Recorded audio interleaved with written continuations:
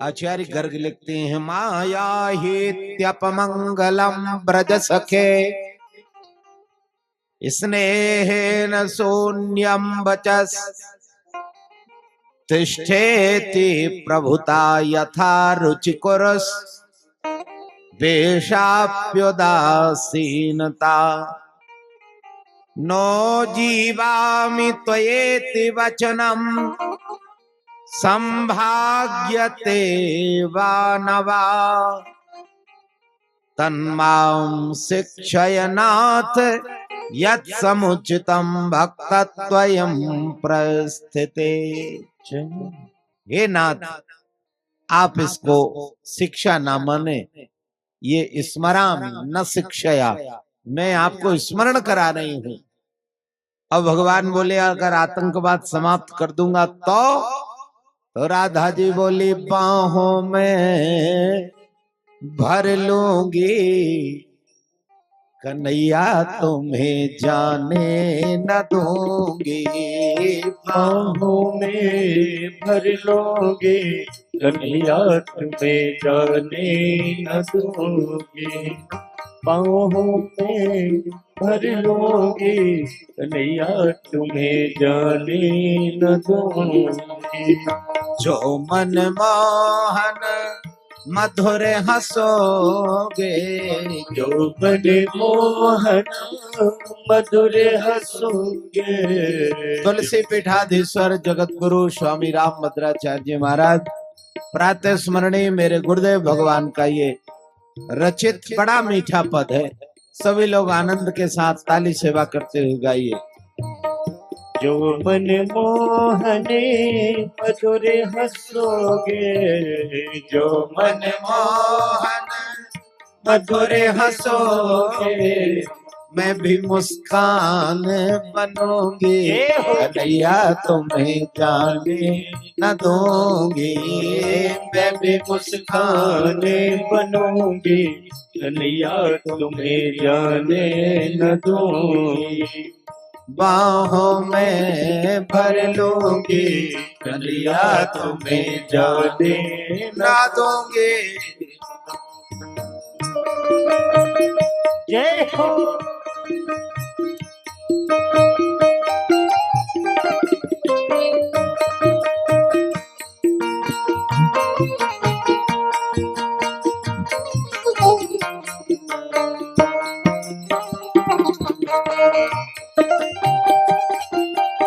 श्री राधे।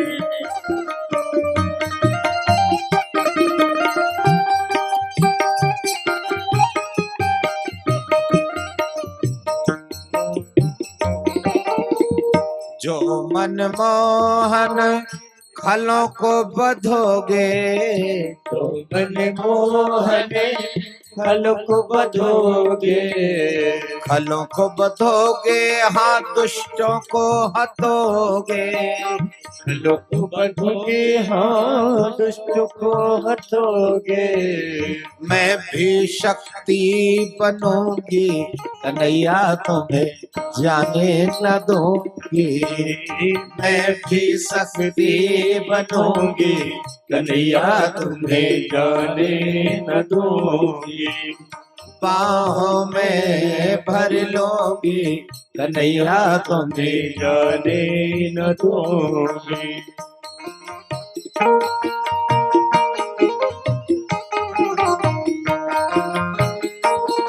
जय हो।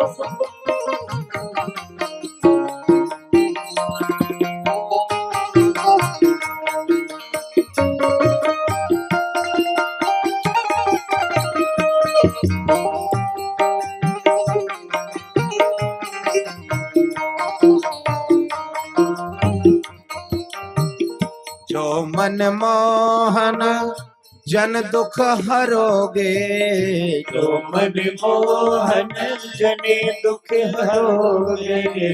मैं भी हरि भक्ति बनूंगी, मैं भी हरि भक्ति बनूंगी। कन्हैया तुम्हें जाने न दूंगी। बाहों में भर लूंगी, कन्हैया तुम्हें जाने न दूंगी। राम भद्राचार्य जी के मंजुल मितवा, राम भद्राचार्य जी के मंगल मितवा, राम भद्राचार्य जी के मंजुल मितवा, राम भद्राचार्य जी के मंगल मितवा। मन मंदिर में रहोगे कन्हैया तुम्हें जाने न दूंगी। पावन में भर लूंगी कन्हैया तुम्हें जाने न दूंगी। बाहों में भर लूंगी कन्हैया तुम्हें जाने न दूंगी। ओ जाने मेरे लोगे कन्हैया तुम्हें जाने न दूंगी। जाने न दूंगी कान्हा जाने न दूंगी। जाने न दूंगी कान्हा जाने न दूंगी। बाहों में भर लूंगी कन्हैया तुम्हें जाने न दूंगी। बाहों में भर लूंगी कन्हैया तुम्हें एक बार बोले श्री राधे। बाहों में भर लूंगी कन्हैया तुम्हें जाने न दूंगी। बाहों में भर लूंगी कन्हैया तुम्हें जाने न दूंगी। माया हि तपमंगलम ब्रज सखे स्नेहेन शून्यं वचस् तिष्ठेति प्रभुता यथा रुचिकुरुस् वेशाप्युदासीनता नो जीवां त्वयेति वचनं संभाग्यते वा न वा तन्मां शिक्षय नात्यत् समुचितम् वक्तत्वयं प्रस्थिते। भगवान से विदा लेती हैं और भगवान ने कहा कि जैसी इच्छा है वैसा ही होगा। राष्ट्रम धत्ते पुष्णात या सा राधा, राष्ट्र को आतंकवाद से मुक्त करना विदा कर दिया। भगवान आगे बढ़े। अक्रूर जी को भ्रम तो था कि सही में भगवान है कि नहीं, तो कलेंद्री में स्नान कराते समय जल में भी भगवान का दर्शन करा दिया और बाहर भी करा दिया। अब विश्वास हो गया। एक आदमी जा रहा था बड़ी पोटली लेके। भगवान ने कहा क्यों भाई क्या नाम है तुम्हारा? उसने कहा मेरा नाम ठूठा धोबी है। भगवान ने कहा थोड़ा जल्दी में ऐसे ही कपड़े पहन के आ गए, मामा जी के यहाँ आए हैं, अच्छे कपड़े दे दो हमको।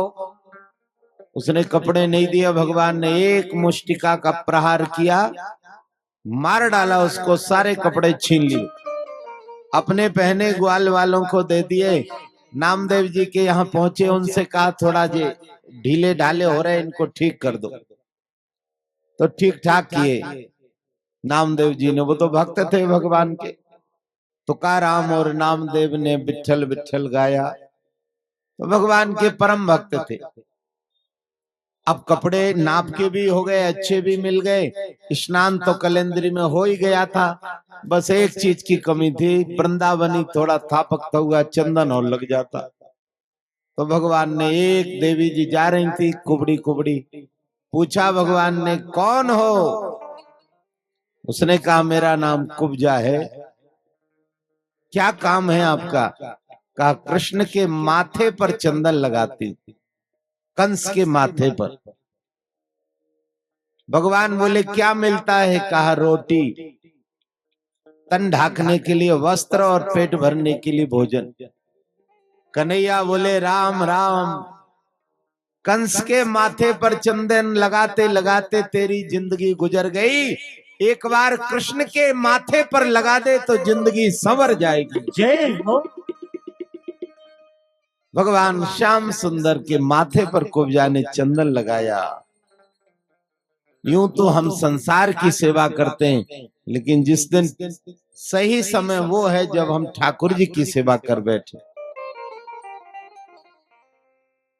जगत तो दुखालय है, इसमें जितनी आसक्ति होगी उतना ही दुख मिलेगा, इसका स्वभाव है। ठाकुर जी को चंदन लगाया। अब चंदन की दक्षिणा तो देना पड़ता है, भगवान ने उसको हाथ पकड़ करके और दाढ़ी में सिर लगाकर चरण पर अपना चरण रखा, झटका दिया तो 3 जगह से जो कुबड़ थी वो सीधी हो गई, चट चट चटक गई। अब तो भगवान को छोड़े ना, कुब्जा की अब आप यहीं रहो। भगवान बोले अभी जा रहा हूं, जब चाचा जी के यहाँ आऊंगा तब फिर जरूर आपके यहाँ आऊंगा। ऐसा कहकर के भगवान निकले। रास्ते में पहलवान खड़े बड़े बड़े, उनसे भी राम राम हुआ।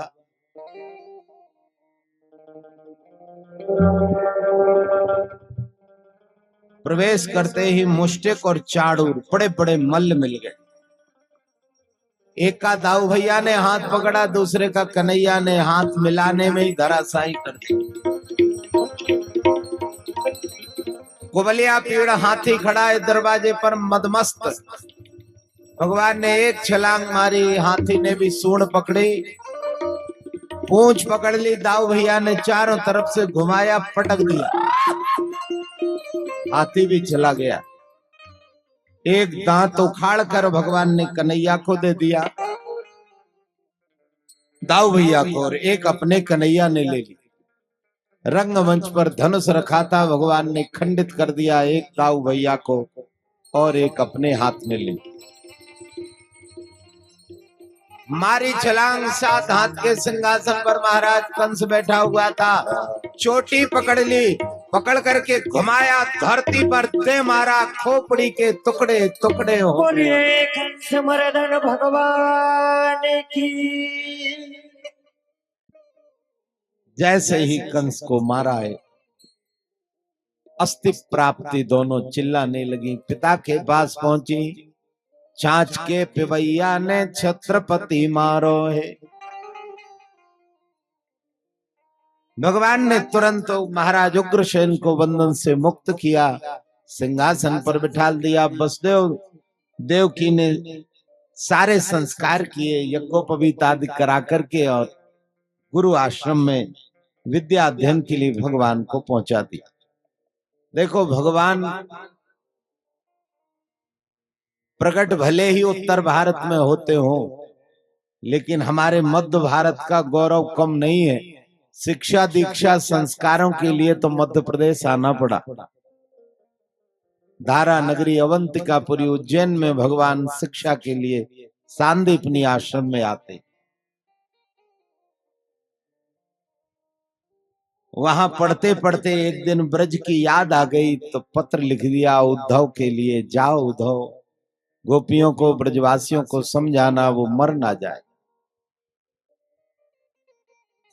नेत्र भर गया, जन्मभूमि की याद आ गई। शास्त्र कहते हैं जननी जन्मभूमिश्च स्वर्गादपि गरीयसी, जननी और जन्मभूमि स्वर्ग से भी बढ़कर है। कोई कहीं भी पहुंच जाए पर जन्मदात्री माँ और जन्मभूमि की याद तो आ ही जाती है।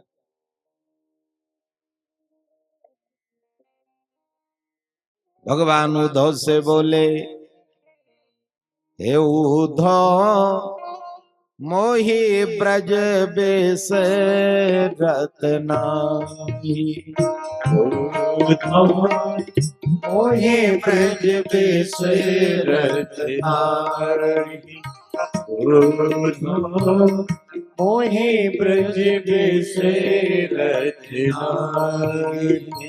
मैंने बहुत कोशिश की वहां बंसी बट को भुला दूं, कि गौओं की सेवा करता था, गाय मेरी एक मुरली का स्वर सुनकर के दौड़ी चली आती थी। वो छोटे छोटे नवनिवाल दीनहीन ग्वालों के साथ मैं सखा भाव से खेलता था। वहां का बंसी बट भूलूं, गोचारण भूलूं, कि ध्वज पत्नियों का प्रेम भूलूं जो भोजन करने के कराने के लिए आते थे। मोहे ब्रज बेस रत्नाहि, मोहे ब्रज बेस रत्नाहि, मोहि ब्रज बेसरत नाही। मोहि ब्रज बिसरत नाही। ओधा मोहि ब्रज बिसरत नाही। मोहि ब्रज बिसरत नाही। ध्वज पत्नियों का स्मरण होता है।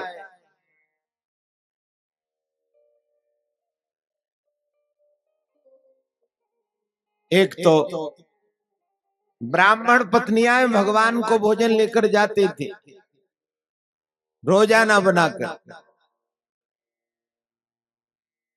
एक ब्राह्मण थोड़ा तेज था तो उसने रोक दिया। कहाँ उस ग्वाला को रोटी लेकर जाते, यहाँ भोग नहीं लगा, तुलसी नहीं छूटी, ये नहीं हुआ, वो नहीं हुआ। तो भोजन तो बन गया था, ताले में बंद भी हो गया। उसने बाहर से ताला डाल दिया। ताला डाला कि अब कहां से जाएगी। तो भगवान से अनन्य प्रेम था, उसने आंख बंद करके कहा, प्रभु भोजन तो बन गया पर आप भोग लगा लेते। ये भौतिक पंच भौतिक शरीर में ताला हो सकता है, पर आप तो परमात्मा हैं, आप चाहें तो मुझे सूक्ष्म प्राणों से भी ले जा सकते हैं। तो शरीर वहीं पड़ा रहा, वो दिव्य देह में सूक्ष्म रूप में प्राण तत्व उसका भगवान के चरणों में पहुंच गया। वो तो पहुंच गई भगवान के पास, प्रसाद भी खिला दिया और कन्हैया के ही शरीर में समाहित हो गए। आज भगवान याद कर रहे हैं कि उद्धव ब्रज का कौन कौन सा अंश में भुलाने की कोशिश करूं। गौओं की सेवा, माता का पिता का स्नेह, मित्रों का, सखियों का, गोपियों का, उनकी वस्त्रों का हरण करना, चोरी करना, छोटे छोटे गायों के बछड़ों की सेवा करना, और जिनको घर में माखन मिश्री खाने को नहीं मिलता था उनकी रास्ते में बेचने वालों के द्वारा छीन करके उनको खिलाना। कुत्तों को, बंदरों को, गायों को, सबको तृप्त किया है मैंने। हर क्षण मुझे याद आता है। श्याम सुंदर बहुत समझाते हैं। उद्धव जी गए, उद्धव जी ने अपना पत्र सामने रखा, बाँचते उसके पहले ही गोपियों ने टुकड़े टुकड़े कर दिए। उद्धव जी बोले, इसको क्यों फाड़ा है? कहा इसमें मेरा नाम होगा इसलिए। उद्धव जी बोले, किसी का नाम नहीं है। तो कहा नाम नहीं है तो कोई बात नहीं, पर ये कृष्ण, ये पत्र हमारे कृष्ण ने तो लिखा है। उद्धव जी बोले, हाँ वो तो लिखा तो उनने ही है। कहा इस पत्र को यदि कृष्ण ने छुआ है तो इस पत्र के टुकड़े को छूने से हमें वही अनुभव प्राप्त हो रहा है जब हम कृष्ण को स्पर्श करते थे, जो सुख प्राप्त होता था। उद्धव को लगा ये तो बड़े विचित्र लोग हैं यहाँ के। उद्धव जी समझाने लगे, परमात्मा ध्यान से मिलते हैं, योग से मिलते हैं, साधना से मिलते हैं। गोपियां बोली, सुनो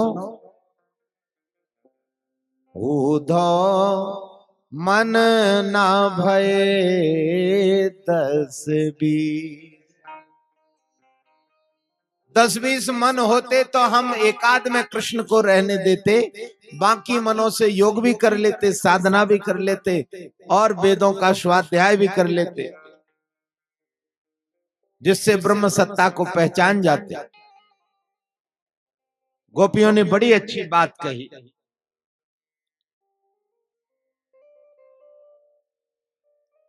उद्धव भगवान वेदांतियों के विचार में आते हैं, लेकिन भक्तों के तो व्यवहार में आ जाते हैं। वेदांतियों के विचार में आते हैं भगवान। बड़ी प्यारी बात कही।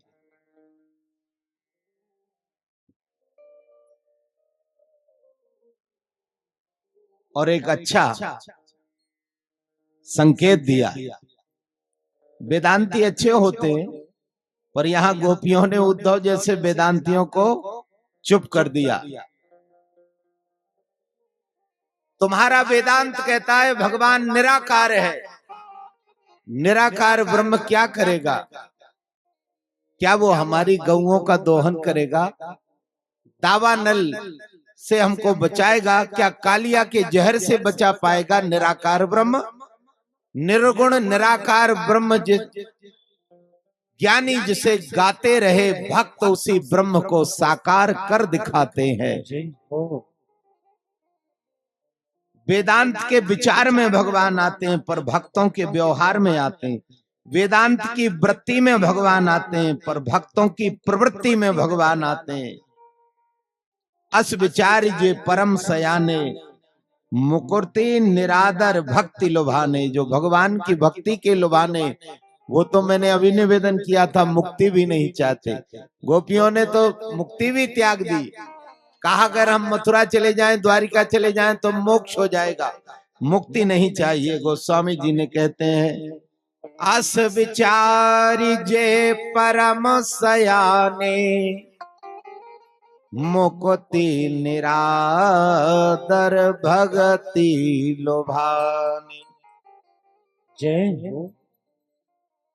सगुन उपासना करने वाले मोक्ष को नहीं चाहते।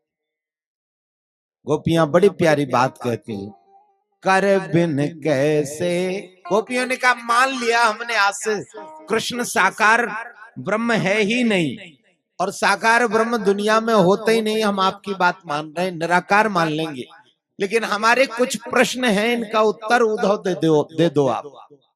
बहुत अच्छे प्रश्न किए। कर बिन कैसे दुई है हमारी गाय, और पग बिन कैसे नाथ फिरकी रिझाई है। अगर पैर नहीं होगा तो हम मक्खन, हमने छोटे छोटे माखन की लुंदियों पर उसको नाचते देखा है। अगर निराकार होगा तो नाचेगा कौन? निराकार ब्रह्म के हाथ कान पैर कुछ नहीं होता। तो गोपियां बड़ी प्यारी बात कहती हैं, कर बिन कैसे गाय दुई है हमारी वह, अब पग बिन कैसे नाथ थिरकी रिझाई है। कहे रत्नाकर बदन बिन कैसे हाय। बदन माने मुख, मुख नहीं होगा रत्नाकर गोस्वामी जी कहते हैं तो क्या होगा? कहे रत्नाकर बदन बिन कैसे हाय, खाय माखन बजाय वेणु को धन रिझाई है। देखी सुन कैसे बिन द्रगन नयन हाय। अगर आंख नहीं होगी, कान नहीं होंगे तो हमारी प्रार्थना कौन सुनेगा? हमारी विपत्ति कौन देखेगा कि हम किस दशा में? देख सुन कैसे बिन श्रवण द्रगन हाय, और भोरे ब्रजवासन की विपत्ति बराई है। अगर निराकार होगा तो ब्रजवासियों की विपत्ति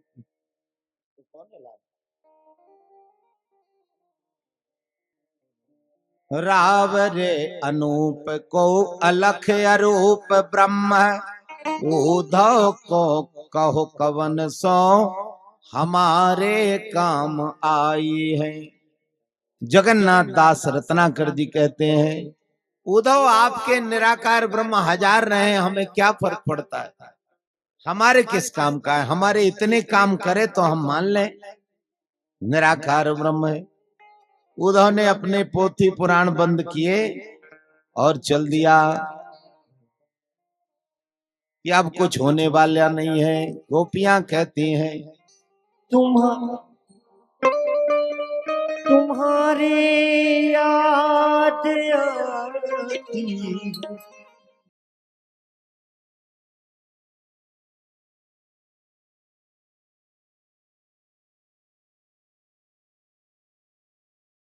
आनंद टीवी से जुड़ने के लिए आप हमें व्हाट्सएप करें 9277395752 पर।